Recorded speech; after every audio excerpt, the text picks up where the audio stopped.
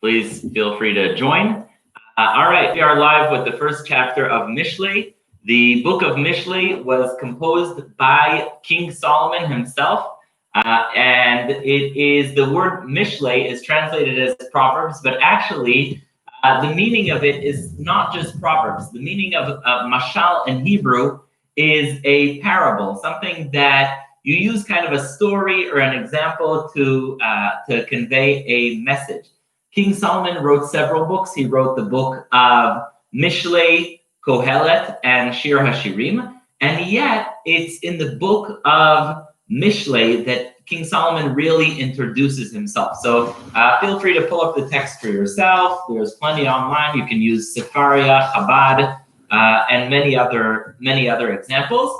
So he starts the book. The book starts chapter 1, verse 1 in the book of Mishlei. Starts with the word Mishlei Shlomo ben David Melech Yisrael. The parables, the stories, the lessons of Shlomo, Solomon, the son of David, Melech Yisrael, the king of Israel. And there's a beautiful explanation that's given by the Malbim, Rabbi Meir Leibush, who lived in Poland in the 1800s. And he says what King Solomon is doing here is he's really conveying reasons to listen to him. He's saying, listen to me because of the following reasons. He's saying, Mishlei Shlomo, first of all, I am King Solomon. Now, King Solomon was known for his wisdom. King Solomon was very famous for being one of the smartest people the world has ever seen. In fact, the Queen of Sheba famously came to visit Solomon, and he was known for his wisdom. So he says, listen, I want you to listen to me. You know why? Because I am Shlomo. I am trying to convey to you a message that's not just a simple message. It is Mishlei Shlomo. The other thing is, I am Ben David, the son of King David, the son of the person who wrote the book of Psalms, the son of the person who actually really established the kingdom of Israel, the son of the person who was so pure-hearted and so close to God and was always yearning to come closer to God. That is my father. So Solomon says, Mishlei Shlomo ben David. I am Solomon, the son of David. So reason one to listen to me is I am Solomon, the wisest of men. Reason two, Ben David, the son of King David, the person who wrote the book of Tehillim, the book of Psalms. And the third reason is Melech Israel, the king of Israel, who really ruled with tremendous wisdom. If you look at some of the history, the geography of Israel, the best times in Israel actually came during the time of King Solomon. King Solomon is considered to be the peak of the Jewish monarchy. It's the time where it expanded most. That's when you get the construction of the most beautiful first temple, the Beit HaMikdash, and he really ruled with wisdom. And so Mishlei Shlomo ben David Melech Yisrael, the king of Israel. It's interesting to note that in the book of Kohelet, he says only Melech B'Yerushalayim, the king of Jerusalem. And also there, commentaries point out why it would say the king of Israel. But here it says the king, there it says the king of Jerusalem. Here it says the king of Israel. And the reason is that Solomon is saying, listen to me. This is wisdom that I have as someone who's seen across the entire kingdom, the person who's seen across the entire kingdom of Israel. Then another very important point. Sometimes people tell you a parable. A parable meaning they'll tell you something like, listen to the following example, and they want you to listen to them because they're trying to convey something that they can't really tell you directly. So they'll use a mashal, they'll use a parable. So for example, this itself is a mashal, right? Someone tries to say, explain something about God, and they'll say, oh, it's like a king who loved his daughter and made a meal for her. That's a mashal. And there's two reasons why anyone would use a parable. One reason is because you want to convey something that's kind of hard to explain. So you'll use a story, a metaphor, an analogy, and that's going to help the person understand. That's one reason you might use a mashal. Another reason you might use a mashal is because you want to say something that can be a bit direct. It can be somewhat even offensive to someone. The person may have a hard time taking it in. And so you want to give them the message in a soft way, in a way that really goes in gently. You're trying to get them to change their behavior. You're trying to get them to get the message, but you don't want to be too offensive. And so you use the word that you use a mashal, you use a parable, and that is how you convey the message. To them. So this is why Shlomo says a mashal. So let's go on to the next pasuk. So it starts, Mishlei Shlomo ben David melech Israel. These are the meshalim. These are the Proverbs, but it's really parables and analogies of Shlomo ben David, Shlomo, the son of David melech Israel. He goes on to the next pasuk, Ladat chokhmah umusar. This is to know wisdom and musar. Musar is a word that repeats itself often in the book of Mishlei. Musar is sometimes taken to mean something that you tell someone to correct the way they're behaving. Sort of like the way a parent will tell a child, this is how you should behave differently. That is musar, but it also can be a form of wisdom in the way you should conduct yourself. It's a way of saying, listen, I'm going to give you musar, and I'm telling you, please behave yourself in a proper way. So, ladat chokhmah umusar, to know wisdom and musar, lehavin imrei bina, to understand the words of insight. Now, other commentaries say this book is not just ladat, musar, and chokhmah.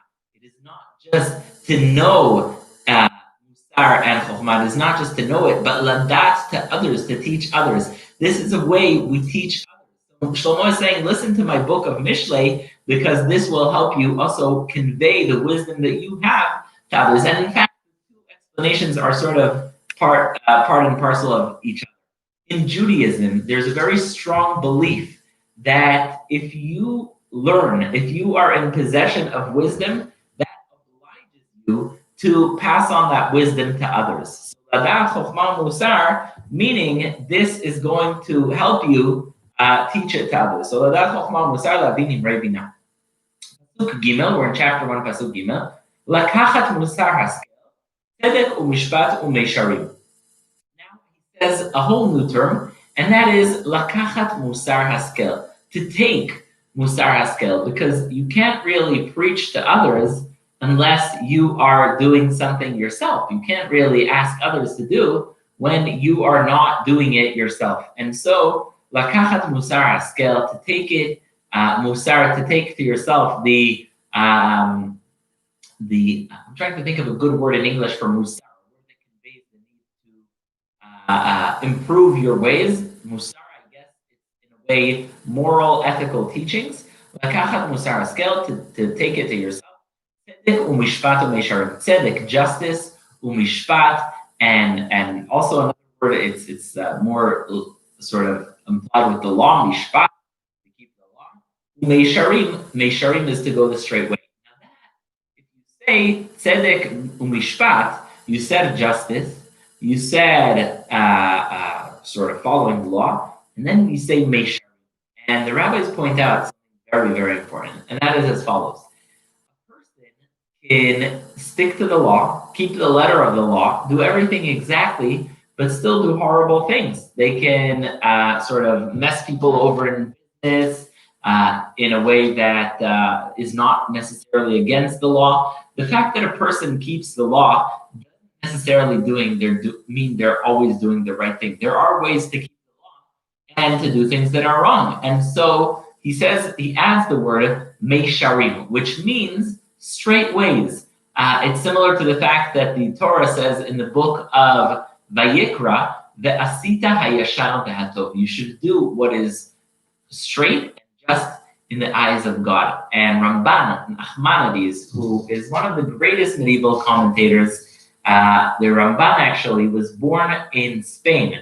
He grew up in Cordova, and he lived in Spain. And he famously, in the 1200s, he was invited to represent the Jewish community in a theological debate with the Christian community, and the king forced him to partake in this debate. And it was a no-win situation, because on the one hand, if you lose, then you lost, and if you win, then you sort of bring on yourself the wrath of the Catholic Church at the time in Spain, which was not a good idea. And so he wrote some of the most beautiful commentaries in the Torah. And what he says is as follows. He says, the Torah says, "V'asita hayashar v'hatov b'nei Hashem Elokecha." You should do what is right and what is good b'nei Hashem Elokecha. Now, he asks, why does the Torah give us all these commandments why does the Torah say to do hayashar v'hatov if we already have many commandments? So the Ramban explains that the reason for this is that it comes to tell you that you should, even if you can keep to the letter of the law, but you're not being honest, then you should make sure to be honest. So it's to warn against people who stay true to the letter of the law, but not to the spirit of the law. So that is Vasita Hashem Elokecha. And that is the meaning here of the word yashar when we say yashar. All right, we're continuing to Pasuk Dalet. Latet leptaim orma ledat lena'ar dat umezima. Pasuk Dalet, to give to the uneducated, the unlearned, to give them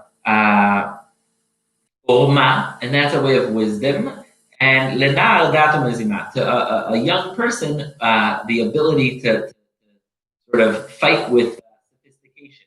And the entire book is actually themed on the human struggle against the Yetzer Hara, against the evil inclination. So, latet leptaim orma lena'ar dat umezima. Pasuk Hey, Yishma chacham beYosef leka, benavon tachbulot yikneh. A person who is wise is going to take my words, Shlomo HaMelech says, and not only will he internalize them, but he will also add on to his wisdom. Yishma chacham beYosef lekach. It actually is a very famous pasuk. Yishma chacham beYosef lekach. A wise person is going to listen, and he's going to add even more to his wisdom. Yishma chacham beYosef lekach. V'navon tachbulot yikneh. A person who is navon is even wiser. It means he's able to understand one thing out of the other. He is going to take tricks, and the tricks we're talking about here are for fighting the Yetzer Hara. But not only that, it's also to understand proverbs and words of wisdom. By the way, some of the phrases in Mishlei are the most famous phrases out there in the world. The lessons taught in the book of Proverbs, some of them became world famous sayings. And that's what Shlomo HaMelech is saying. If you take what I am teaching you here in the book of Mishlei, in the book of Proverbs, it will teach you to carry it on into other places. It will teach you to take it on into other places. Lavin mashal umelitza, to understand any kind of proverb. Divrei chachamim, the words of the wise and their riddles. And now, once King Solomon has given already his pieces of wisdom, now he comes and he says actually what his lessons are. So he starts with his first lesson, and he says, Pasuk Zayin, or in chapter 1, verse 7, Yirat Hashem reshit da'at. So the first gateway to wisdom is the fear of God. And the reason for this is famously because there were many wise people, whether it's in the Soviet government, the Nazi government, many people who were very smart, yet that wisdom did not lead them to good things. And so King Solomon is saying, Yirat Hashem reshit da'at. The fear of God is the first thing before you have wisdom. Because if you have wisdom and you don't use it for the proper things, then you are in trouble. Wisdom and the ability to self-improve, the foolish ones, they disdain it. And next is actually a song, and it is one of the most famous, very, very famous songs out there and psukim out there. Possibly, I wouldn't say the most famous, but I would say top 5 psukim in this beautiful book of Mishlei. So he says as follows: Shema beni musar avicha ve'al titosh torat imecha. Listen, my son, to the character advice that your mother gives you, Ve'al titosh Torah imecha. I'm sorry. Listen, my son, to the character advice your father gives you. Ve'al titosh Torah imecha, and do not abandon what you learn from your mother. There's just so much to unpack here. First of all, it's interesting. If a person is Sephardic or Ashkenazi, which custom do you follow? So often people say the Shema B'ni Musar Avicha is where it comes. The father is where it comes from. But others point out Shema B'ni Musar Avicha. Listen to what God says. Your mother, in this case, Rashi points out, Rabbi Shlomo Yitzchaki, one of the greatest scholars the Jewish people have known from Torah in France, he says that the meaning of this is, it is, Avicha is referring to God, and Imecha is referring to Knesset Israel, the Jewish people. So Shema B'ni Musar Avicha, Ve'al Titosh Torat Imecha. My son, listen to the Musar of your father, and do not abandon that heritage that is not just from the Torah, but it's the heritage that has been passed down to you from one generation to the next. Al titosh Torat Imecha. So and it's interesting that the wisdom imparted in the book of Mishlei is very much imparted in the format of a father to a son, a father to their child. It's sort of the wisdom that a father gives the child. So Shema B'ni Musar, my son, listen to what your father is teaching you, the character advice that he's teaching you. Do not abandon the wisdom of your mother. And what's the incentive? Why follow the wisdom of your father and the Torah of your mother? And he explains very beautifully, it is an adornment to your head. And it's so true. I know we lost a few weeks ago a great scholar, Rabbi Jonathan Sacks. And he used to say that non-Jews respect Jews that respect their Judaism, and disrespect Jews that disrespect their Judaism. Sometimes people are tempted to sort of look down on their own religion to gain acceptance, but that's not true. That's not what ends up happening. What ends up happening is people respect those who respect their heritage, and that's what he says here.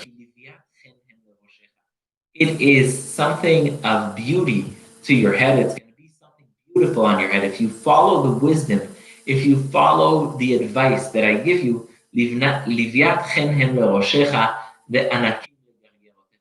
will be like pearls, like diamonds on your head. That is what is going to be. So really, we got between pasuk aleph and tet, and the lesson of Mishlei is, first of all, it's not just a proverb. It's not just words of wisdom. It's also analogies. Sometimes he'll say one thing, but actually it is meant to express another thing. Often Shlomo will refer to the Torah as the wise and faithful wife, and he'll refer to Avodah Zarah as the unfaithful one. And so it's more than just a proverb. It is a lesson for life that is an analogy. It's often given in an indirect way. And that is what he's saying here. He's giving it in many ways, father to son, or giving advice someone on comparing the Torah to the wise woman and faithful woman. And he's saying, if you take this, it will bring glory to you, and it will carry with you, and others will respect you for that. So the lesson is that these words that we're learning, the words of Mishlei, are not just words that have tremendous value in and of themselves, but these are words that are going to carry with you in life. They're going to be words that you can understand one thing from the other. They're going to be words that you can apply from one situation to the other.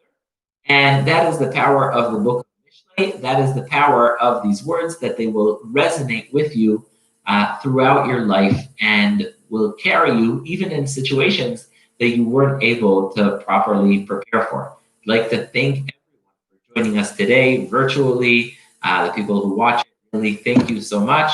If you have any comments, feedback, how you would like to go, faster, slower, you're always welcome to share that. And thank you so much for joining. Please join us every single day, Sunday through Friday, 12 o'clock, the book of Mishlei. Thank you so much for joining. And Shavua Tov.